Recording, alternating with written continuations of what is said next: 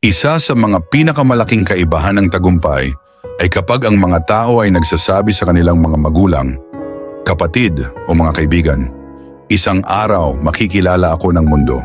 Isang araw magkakaroon ako ng Ferrari, Lambo, Rolls, Bentley, malaking bahay, mga kotse, backyard na may malaking swimming pool at elevator. Magiging milyonaryo ako.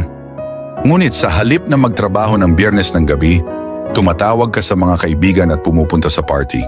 Sa halip na gumising ng Sabado ng umaga para mag-gym, natutulog ka hanggang alas 10 ng umaga.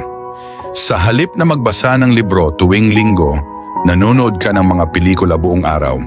Ang totoo ay simple, ang mga nananalo ay may ginagawa na tama. Natutulog, nagtatrabaho at inuulit ang mga ito. Kung makakaya mong gawin ang mga bagay na ayaw mo, may tagumpay sa dulo. Kailangan mong ipakita ang iyong sarili araw-araw kahit ano pa ang mangyari. Responsibilidad natin na pumunta sa laban ng buhay at maging handa. Kahit ano ang pinagdaraanan mo, dapat mong hanapin ang iyong pinakamahusay. Maraming beses akong bumabagsak, pero patuloy pa rin ako. Hindi ko gustong gawin ang ilan sa mga bagay na ginagawa ko, pero patuloy pa rin ako. At kapag nakita mo ako na tumatakbo sa madilim na lugar ng isang umaga, tandaan mo, nagtatrabaho ako. Bawat umaga may dalawang pagpipilian ka.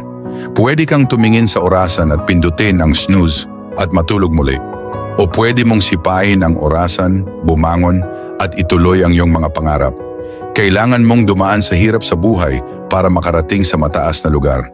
Ang mataas na lugar ay kung saan makikita mo ang iyong sarili at igagalang mo ang mga pinagdaraanan mo. Ang dulo ay isang bagay na maaari mong ipagmalaki, isang legasya sa buhay. Iyan ay mahalaga. Hindi ka lang nagsasalita ng walang laman. Sinusuportahan mo ito ng aksyon. Iyan ang ginagawa ng mga leon. Hindi sumusuko ang mga leon, hindi sila tumitigil. Sila ay nangangaso. Iyan ang trabaho natin. Patuloy akong nagtatrabaho. Mahal ko ang trabaho. Kung may kakompetensya ako, tiyak na magtatrabaho ako ng mas mabuti. Kailangan mong maging handa na magtrabaho kahit walang nakakakita. Habang natutulog ang iba, nagtatrabaho ako. Habang kumakain ang iba, nagtatrabaho ako. May ibang tao dyan na gustong makuha ang lahat ng meron ka. Gawing motibasyon ito. Ang katatagan sa isip ay hindi lang ako umaakyat sa bundok, kundi natutuwa pa akong umaakyat. Natutuwa ako sa hirap at sa pagsusumikap. Samantalahin mo ang pagkakataong ito, iwanan ang ibang bagay. Kumain ka ng iba, mag-aral ka ng iba at magsanay ka ng iba. Wala tayong walang hanggan kaya huwag tayong magpanggap na meron tayo.